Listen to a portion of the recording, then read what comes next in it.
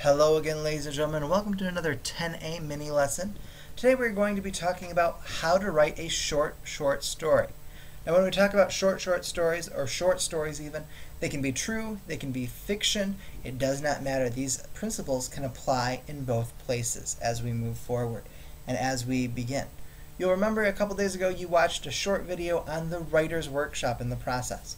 At this point you should be done with your pre-writing and you should have already selected an idea, whether that's your best memory or your worst memory, in order to answer the questions for this project and kind of think about how you would like to proceed as we're going through. So if you have your idea already, that's going to be the best opportunity as you're watching this video to be able to answer some of those questions.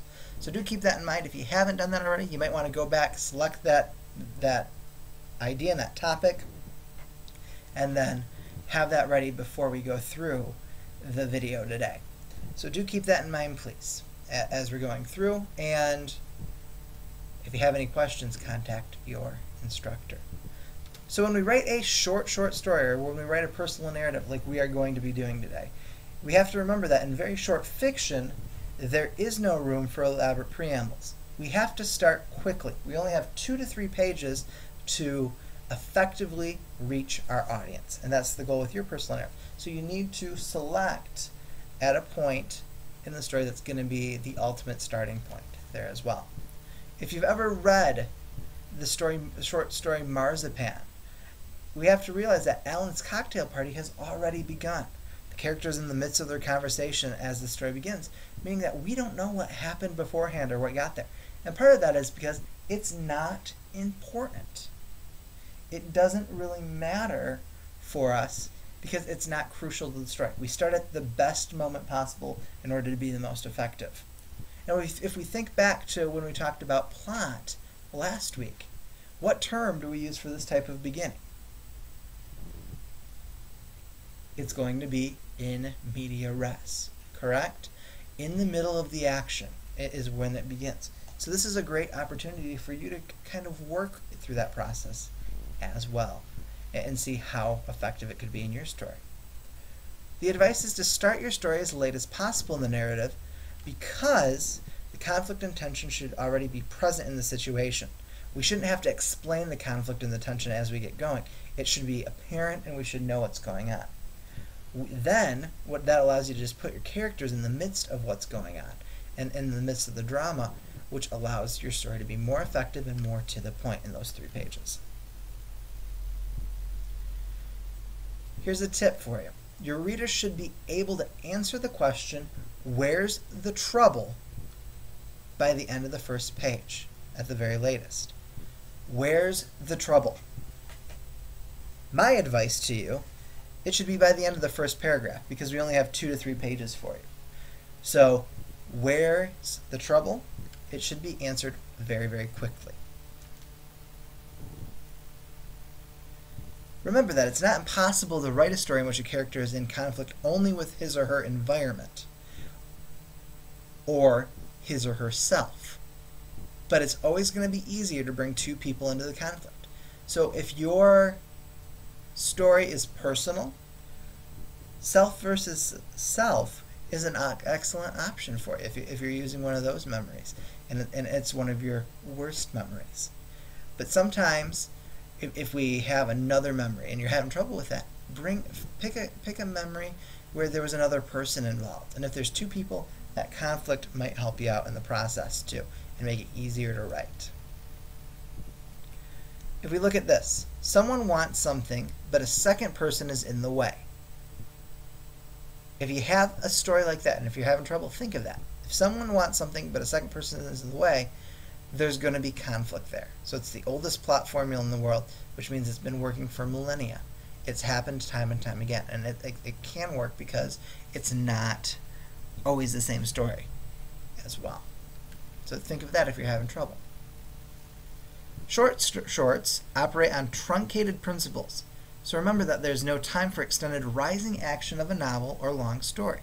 You have to get going right away. The elongated principle is not going to work. You need movement in your story, so you need an exposition, you need rising action, a climax, falling action, and a denouement or a resolution. All those things are required to be part of your story.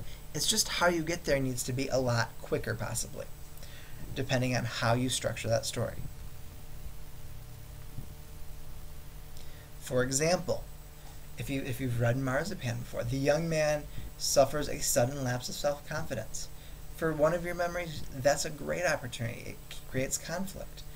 But that climax, that climactic moment of all this confidence and this ability to convey what he wants, he's suddenly shooken up. If we look at that and approach it that way, that climactic experience helps you on your way to end the story. Your characters might succeed or they might fail, but in facing the challenges in front of them, but at the end of the story they should be different than they were when it began.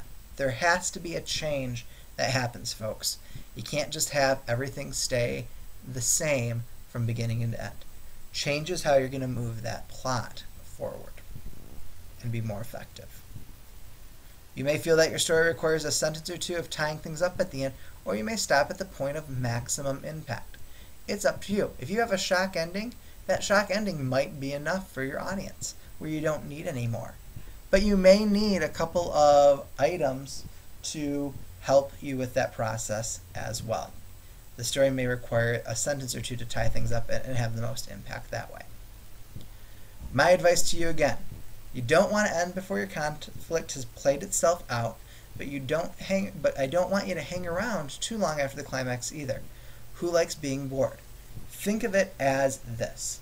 Your first page to the first page in a quarter should be your story. Your climax should occur either halfway through, but really it should occur with about 25% remaining in your short personal narrative as you're going through. No one likes being bored, so that's going to help you as well. Some things to consider real quick here, folks. Have you begun your story at the most opportune moment? Have you considered where is the best opportunity to do that? Take a second and think about that as you look forward. When is the opportune moment for me to start this memory?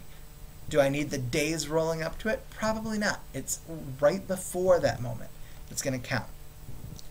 Is the story's conflict immediately clear? We need to know quickly. Remember, by the first paragraph, by the second at most, I need to know what's going on. You only have 2 to 3 pages.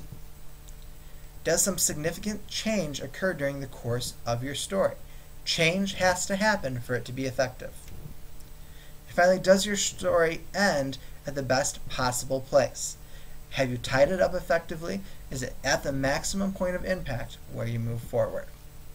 Keep this in mind, folks, as you're talking about that story, and feel free to ask any questions of your instructors by email and get in touch with them if you need it. Have a great rest of the day, and we will see you soon. Keep up the good work.